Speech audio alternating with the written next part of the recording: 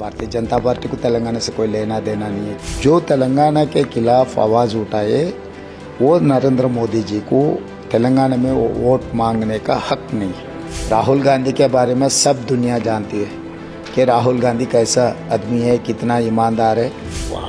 अमित भाई ने मुझे डराने के लिए कोशिश कर रहा है। अगर कोई पॉलिटिकल पार्टी के खिलाफ, कोई नेता के खिलाफ, कोई पॉलिटिकल पार्टी ने कुछ फर्जी वीडियो बनाया तो political party has to complain. यहाँ पर MHA ने कंप्लेन कर चुकी है। इसका मतलब साफ साफ दिख रहा है, जैसा CBI ED इनकम टैक्स इस्तेमाल कर रहे हैं, अभी दिल्ली पुलिस को इस्तेमाल करने के लिए कोशिश कर रहे हैं। वो NRA है, हमको कोई लेना देना नहीं है। नॉन रिलायबल इंडियन बनकर अगर कुछ कहा तो हम उसके लिए कुछ बोलना भी ठीक नहीं है। हमको और कांग्रेस को उनसे कोई लेन देन नहीं है। और क्या कहा, उसको क्या कैसे इंटरप्रेट किया हुआ है, मुझे ज़्यादा जानकारी नहीं है। हमारे टारगेट तो 14 है, हमारे डबल डिजिट पक्का मिलने वाले कि तेलंगाना जनता के बारे में हमें पता है। भारतीय जनता पार्टी को तेलंगाना से कोई लेना देना नहीं है, क्योंकि प्रधानमंत्री जी ने लोकसभा बजट सेशन में ये कहा कि कांग्रेस पार्टी तेलंगाना देकर बहुत गलती किए, दरवाज़ा बंद करके बिल पास किए और माँ को मार दे के बेटी को बचाए। ये सब सारे बातें तेलंगाना जनता भी याद कर ले रहे।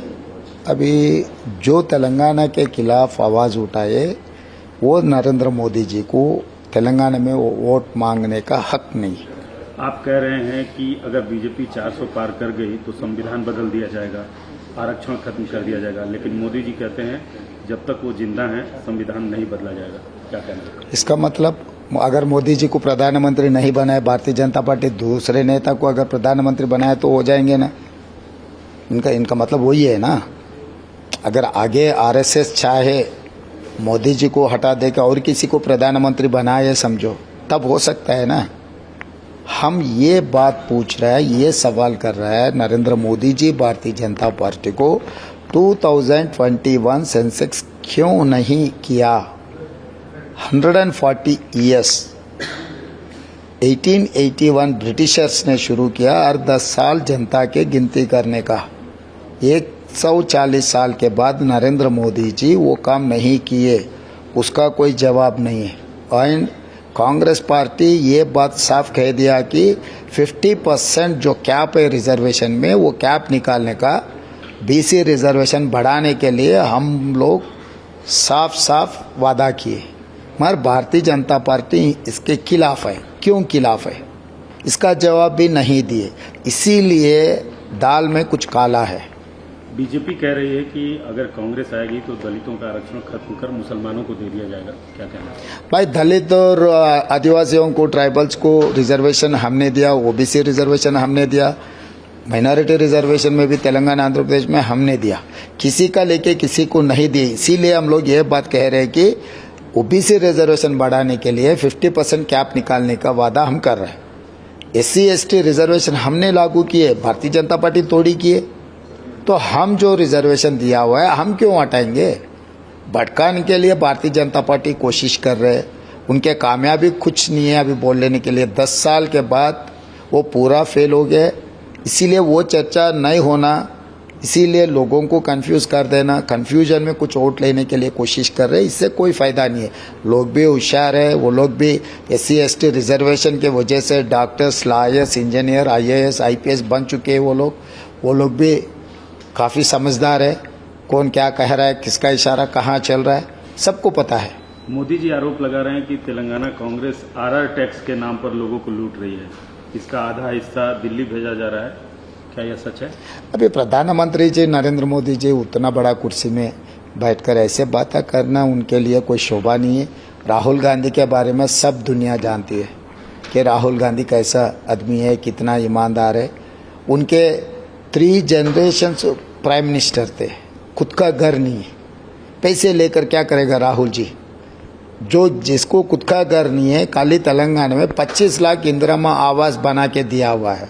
ऐसे नेता के खिलाफ उनके फादर, ग्रैंडमदर, ग्रेट ग्रैंडफादर देश के लिए शहीद हुए, उनके परिवार के खिलाफ ये करप्शन चार्जेस करना मोदी जी के लिए ठीक नहीं है। उनका लेवल भी और प्रधानमंत्री कुर्सी का लेवल भी गिराने के लिए कोशिश किए तो हम कुछ नहीं कह सकते, मगर ऐसे बात उनके लिए शोभा नहीं है। रोहित वेमुला वाले इशू पे आपकी पुलिस ने एकदम चुनाव के समय क्लोजर रिपोर्ट दिया और ये मसला गरमाया। नहीं, ये जो आप गलतफहमी में है, 2019 में क्लोजर रिपोर्ट डाल चुके हैं। रिसेंट डेज वो कोर्ट में आया हुआ था, तो तुरंत हमको पता लगते ही हम रीओपन किए केस को और सीबीसीआईडी इंक्वायरी भी चालू किया। अभी सीबीसीआईडी इंक्वायरी होने वाले, पूरा डिटेल इंक्वायरी कर देंगे इसमें कौन कौन गुनहगार है, सबको पनिशमेंट दिलवा देंगे। 2024 के यहाँ लोकसभा चुनाव में लड़ाई रेवंत रेड्डी वर्सेस मोदी दिख रही है, लेकिन आप तो बड़े भाई कहते हैं उनको, क्या समीकरण है आप लोगों का? भाई मैं हमेशा सबको यही बात साफ साफ कह रहा हूँ, India is union of states. हर मुख्यमंत्री के लिए प्रधानमंत्री बड़ा भाई है। वो बड़ा भाई होकर सब मुख्यमंत्रियों को जितना परमिशन देना, बजट देना, हर प्रदेश तरक्की करने के लिए उनका मदद जरूरी है। जब ऑफिशियल प्रोग्राम में वो आया था, मैं ऑफिशियल प्रोग्राम अटेंड किया था, तब ये बात कहा। अभी भी मैं वो बात से हट रहा नहीं। और दूसरी बात, यहाँ पर पूरा हिंदुस्तान में प्रधानमंत्री के लिए चुनाव लड़ रहे, मोदी जी वर्सेस राहुल गांधी जी चुनाव हो रहे। तेलंगाना में मैं रिप्रेजेंट कर रहा हूँ, इतना ही है। मगर जो चुनाव जो दोनों के बीच में अगर बात करना है तो मोदी जी और राहुल जी के बीच में चुनाव हो रहा है। अमित शाह जी के फर्जी वीडियो के मामले में आपको नोटिस दिया गया। हैदराबाद पुलिस ने कुछ कांग्रेसी कार्यकर्ताओं को भी गिरफ्तार किया। इस मामले पर क्या है पूरा मामला? मतलब अमित भाई ने मुझे डराने के लिए कोशिश कर रहा है, एमएचए को इस्तेमाल कर रहा है। अगर कोई पॉलिटिकल पार्टी के खिलाफ, कोई नेता के खिलाफ, कोई पॉलिटिकल पार्टी ने कुछ फर्जी वीडियो बनाया तो political party has to complain. मगर यहाँ पर एमएचए ने कंप्लेन कर चुके हैं। इसका मतलब साफ साफ दिख रहा है, जैसा सीबीआई, ईडी, इनकम टैक्स इस्तेमाल कर रहे हैं, अभी दिल्ली पुलिस को इस्तेमाल करने के लिए कोशिश कर रहे हैं। कुछ भी करने दो, कोर्ट तो है। इसीलिए हमारे लोग, यहाँ के कुछ लोग जाके है तेलंगाना हाई कोर्ट से नॉट टू अरेस्ट कुछ ऑर्डर ले चुके हैं। हम तो जवाब दे दिए, मेरा ट्विटर का, सीएमओ ट्विटर का, सबका डिटेल्स हम दे चुके हैं। हम तो जानकारी भी नहीं है। नोटिस आने के बाद मैं ढूंढ के देखा कहाँ क्या कौन सी वीडियो बनाए। सोशल मीडिया में आज के तारीख में करोड़ों लोग कुछ क्या है, उन लोगों के मनमानी से कुछ वीडियोस बना के डाल रहा है। तो उसको सीधा सीधा मुख्यमंत्री के ऊपर आरोप लगाना और मुख्यमंत्री को नोटिस देना, क्योंकि एजेंसीज उनके हाथ में है। हर किसी को हम सता सकते हैं, हर किसी को नोटिस दे सकते हैं बोल के समझ रहा है, पर ये ठीक नहीं है।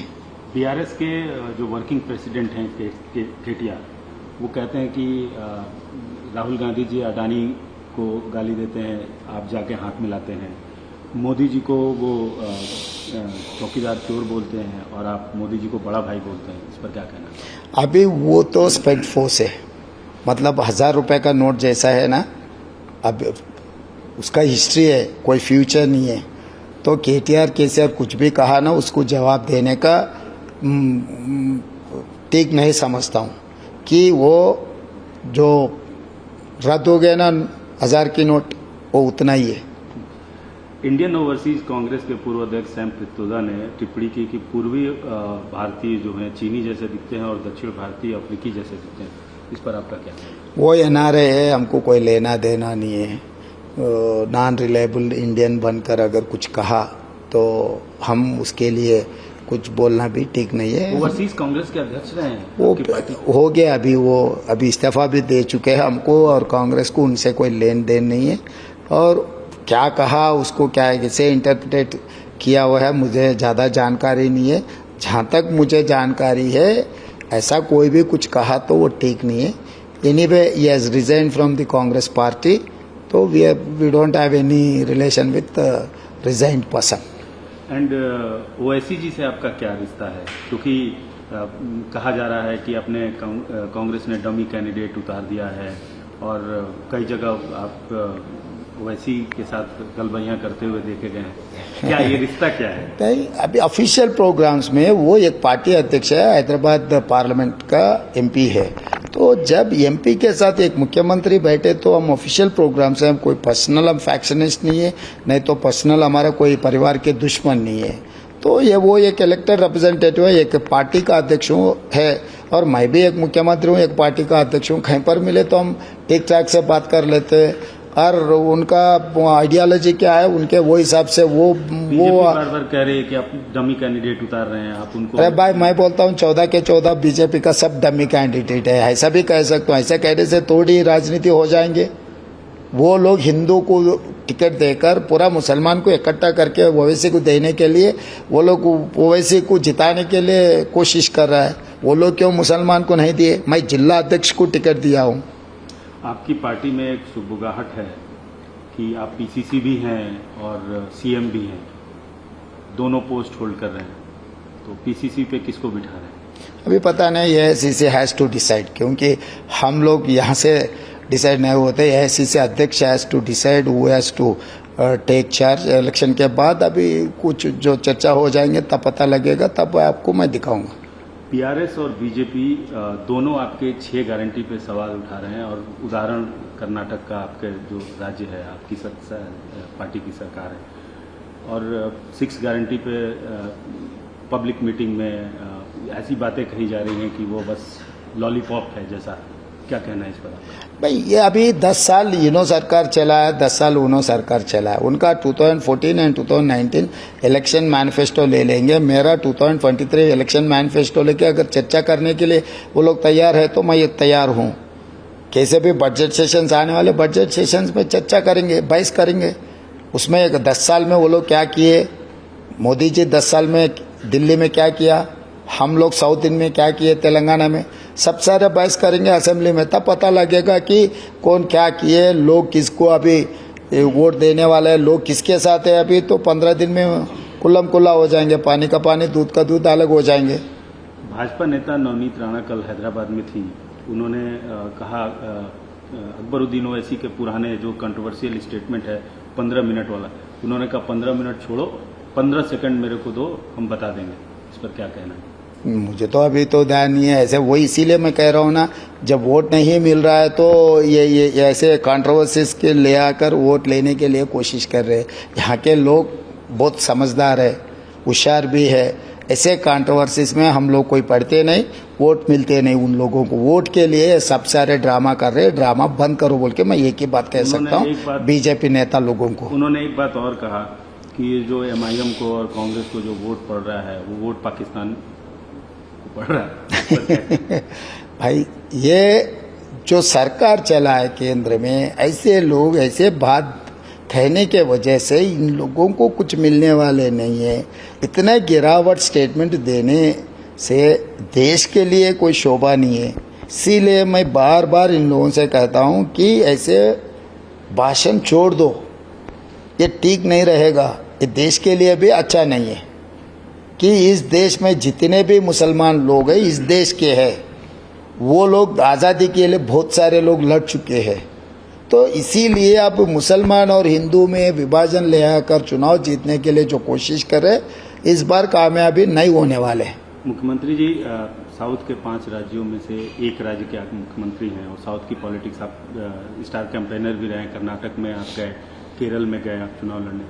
कर्नाटक का एक मसला है प्रज्वल रेवन्ना का सेक्स रैकेट का, उसमें सवाल उठाया गया। फिर आपकी पार्टी के भी लोग बोले कि फिर ब्रिजभूषण शरण सिंह को भी उनके बेटे को टिकट दिया गया। इस पूरे मसले पर आपको क्या? मैं भारतीय जनता पार्टी अभी सोच रहे हैं किसके साथ जोड़ रहा है, किसको टिकट दे रहा है। जो आइडियोलॉजिकल पार्टी है, अब देश को बचाने के लिए, देश की संस्कृति बचाने के लिए बार बार नारा लगाते हैं। जब महिलाओं का अत्याचार किए ऐसे लोगों को भारतीय जनता पार्टी टिकट देकर क्या बोलना चाह रहा है, देश को क्या संदेश देना चाह रहे हैं? अभी भारतीय जनता पार्टी सोचना और लोग भी सोचकर भारतीय जनता पार्टी को मुंह तोड़ जवाब देने का वक्त आ गए। आप राहुल गांधी के बहुत पक्के सपोर्टर के तौर पे माने जाते हैं, राहुल गांधी के बैकबोन की तरह खड़े रहते हैं। राहुल गांधी अमेठी की बजाय रायबरेली से चुनाव लड़ रहे हैं। भाजपा का आरोप है कि वे डरे हुए हैं। स्मृति ईरानी ने उन्हें कहा है कि हार स्वीकार कर ली है उन्होंने। केरल की पार्टियों का कहना है कि उन्होंने वायनाड के लोगों को धोखा दिया। क्या कहें? तो मैं स्मृति ईरानी जी से मैं भी एक सवाल पूछना चाहता हूँ। गुजरात से हारते बोल के मोदी जी वाराणसी आ गए। अगर ऐसे आरोप राहुल जी के ऊपर लगाने से पहले नरेंद्र मोदी जी क्यों गुजरात छोड़कर उत्तर प्रदेश आ चुका है, वाराणसी से चुनाव लड़ रहा है, उसका पहले जवाब देने दो। ये जो रायबरेली है वो परिवार के रिश्ता है, राजनीति के रिश्ता नहीं है। क्योंकि इंदिरा जी, राजीव जी, सोनिया जी वहाँ से चुनाव लड़े, चुनाव जीते, अच्छे बुरे में उन लोगों के साथ में थे। इसीलिए इस बार परिवार रिश्ता निभाने के लिए Rahul Gandhi is contesting from Raebareli. इससे पहले ये कहा नॉर्थ इंडिया पूरा छोड़कर साउथ में चला गया, डर गए, फिर वापस आ गए, वापस आते ये लोग डर गए, डर जाके फिर उल्टा पुल्टा भाषण देने में लग गए। सवाल तब उठ रहा है मुख्यमंत्री जी कि वहाँ का चुनाव वायनाड का पोलिंग होने के बाद उन्होंने वहाँ से नॉमिनेशन भरा, इस पर भी लोग सवाल शेड्यूल क्यों ऐसा दिया? फिर वायनाड और रायबरेली का एक ही टाइम में शेड्यूल देना था। वो मोदी जी के हाथ में है ना शेड्यूल। वायनाड और इसका रायबरेली का एक साथ में अगर शेड्यूल दिए तो साथ में नॉमिनेशन फाइल करते थे। ये तो जो समय दिया हुआ है इलेक्शन कमीशन ऑफ इंडिया ने, राहुल गांधी जी ने तय नहीं किए। तो जिस दिन वायनाड में नॉमिनेशन था उस दिन वायनाड में नॉमिनेशन किए, जिस दिन रायबरेली में नॉमिनेशन करने का था उस दिन रायबरेली में नॉमिनेशन किए। तो ये election commission of India has to decide the schedule. तो वो हिसाब से चुनाव लड़ते। हमारे मनमानी से जाके नॉमिनेशन डाले तो कोई लेने वाले नहीं रहते। इतना तो समझना है केंद्र मंत्री और भारतीय जनता पार्टी। केटीआर ने एक नेता के तौर पर आपकी क्रेडिबिलिटी पर सवाल उठाते हुए कहा है कि आपकी सरकार बड़े बड़े वादे करने के बावजूद अपनी 6 गारंटी पूरी नहीं कर पाई। तो इस बयान को आप कैसे देखते हैं? भाई उनको उतना सीरियस लेने का ज़रूरी नहीं है। KTR is a non serious part time politician. ये पार्ट टाइम वाले से हम ज़्यादा बहस नहीं करते, क्योंकि उनको तेलंगाना राजनीति से कोई लेना देना नहीं है। बाप के नाम पे कुर्सी में बैठा है, बाप चला गया, बेटा भी चला गया। तो ऐसे कभी कभी उनको फुर्सत मिले वो बीच में आके एक आधा घंटा प्रेस मीट लगा दे के कुछ ना कुछ बोल दे के फिर दौरे पे जाएगा। तो उसको इतना हम लोग तेलंगाना में तो कोई जनता भी सीरियस नहीं लेते, हम भी सीरियस नहीं लेते केटीआर को। क्या वाकई तेलंगाना में पानी और बिजली की कमी है? जैसा कि बिजली का कमी नहीं है, पानी का कमी है, क्योंकि ड्राउट आ चुके हैं। कर्नाटका में भी ड्राउट आया, ड्राउट डिक्लेयर किए स्टेट। और बारिश के दिन तो केसीआर था मुख्यमंत्री, इनके पापों के वजह से बारिश नहीं आया। हम विंटर सेशन में चार्ज लिए, तो इसीलिए वाटर कम है। इसीलिए हम लोग कर्नाटका से रिक्वेस्ट कर दे के 2.5 TM से ड्रिंकिंग वाटर के लिए नारायणपुर से हम लोग ले चुके हैं। सो इसीलिए मैं कर्नाटका मुख्यमंत्री सिद्धरामैया DK शिवकुमार जी के धन्यवाद कहना चाहता हूं कि हम जब हमारे ज़रूरत है वो समय पर उन लोग मदद दिए और आज 2.5 TM हमारे पीने के लिए पानी छोड़ा है। तो मैं धन्यवाद देना चाहता हूं सिद्धरामैया जी को और DK शिवकुमार जी को। मुख्यमंत्री जी, अंतिम सवाल, जब भी मोदी जी तेलंगाना आते हैं आप पर हमला करते हैं और कहते हैं कि भ्रष्टाचार हो रहा है। RRR जो RRR फिल्म है उसने 100 करोड़ रुपए कमाए, RR टैक्स ने उससे ज़्यादा कमाए। आप दिल्ली, एक राहुल और एक रेवंत और पैसे आप दिल्ली भेज रहे हैं। मुझे अच्छा लगता है, मोदी जी भी मेरा नाम लेकर भाषण दे रहा है ना, सुनने के लिए बहुत अच्छा है मेरे लिए। और राहुल जी के खिलाफ कोई भी करप्शन चार्ज किए तो इस देश तैयार नहीं है मानने के लिए। मैं पहले कह चुका हूं, अभी भी कह रहा हूं, ये ऐसे बातों से प्रधानमंत्री कुर्सी को कुछ शोभा आने वाला नहीं है। क्योंकि मोदी जी बड़ा नेता है, 13 साल मुख्यमंत्री किए, 10 साल प्रधानमंत्री किए। तो इसीलिए कभी भी कुछ बयान दिए तो बयान जिम्मेदारी से दिए तो ठीक है।